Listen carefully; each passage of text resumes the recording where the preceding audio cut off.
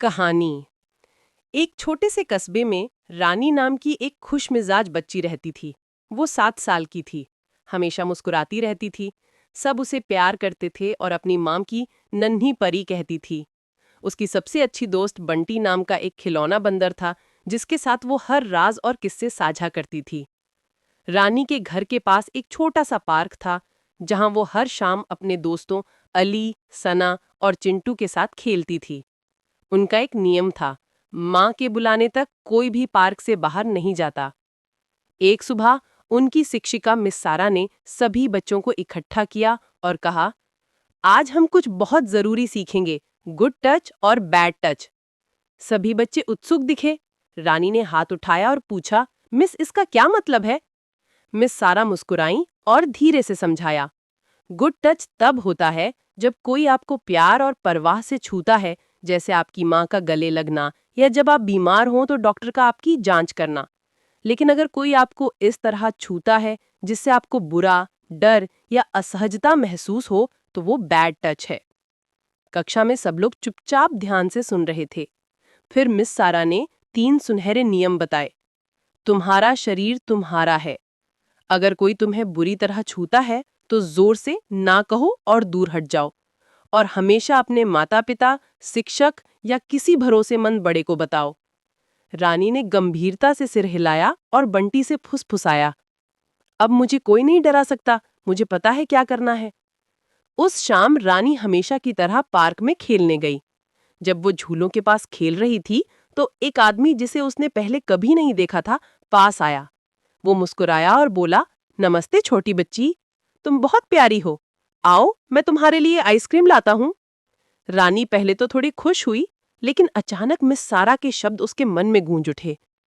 अगर कोई अजनबी तुम्हें कुछ देने या कहीं ले जाने की कोशिश करे तो मना कर दो और वहां से चले जाओ। रानी ने गहरी सांस ली और विनम्रता से कहा, नहीं शुक्रिया अंकल, मेरी माँ जल्दी ही आ रही हैं। लेकिन वो आदमी उसके पास आया और उसका हाथ पकड़ने की कोशिश की। रानी डर गई, लेकिन उसे 3 जरूरी नियम याद थे।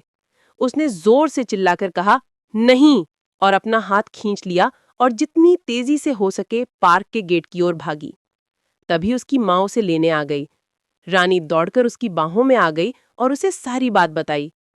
उसकी माँ ने उसे कसकर गले लगाया और गर्व से कहा, तुमने सही किया मेरी बहादुर बच्ची। अगर कभी कोई तुम्हें बुरा लगे तो हमेशा ना कहना और मुझे ये अपनी टीचर को तुरंत बताना। रानी मुस्कुराई और बोली, मुझे लगा था कि बंटी मुझे बचा लेगा, लेकिन मुझे एहसास हुआ कि मुझे खुद बहादुर बनना होगा। उसकी माँ हंसी और उसके माथे को चूमा, तुम तो बंटी से भी ज्यादा बहादुर हो। अगले दिन मिस सारा ने कक्षा में पूछा, बच्चों, क्या कल किसी ने कुछ नया सीखा? रानी ने हाथ उठाया और आत्मविश्वास से खड़ी हो गई। उसने पार्क में जो कुछ हुआ उसकी पूरी कहानी सुनाई। मिस सारा ने ध्यान से सुना और फिर बोली, रानी को मेरी सिखाई हर बात याद है।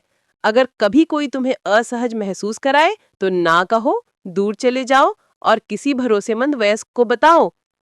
पूरी कक्षा ने तालियां बजाईं और मिस सारा ने रानी को एक बैज दिया जिस पर लिखा था, बहादुर लड़की।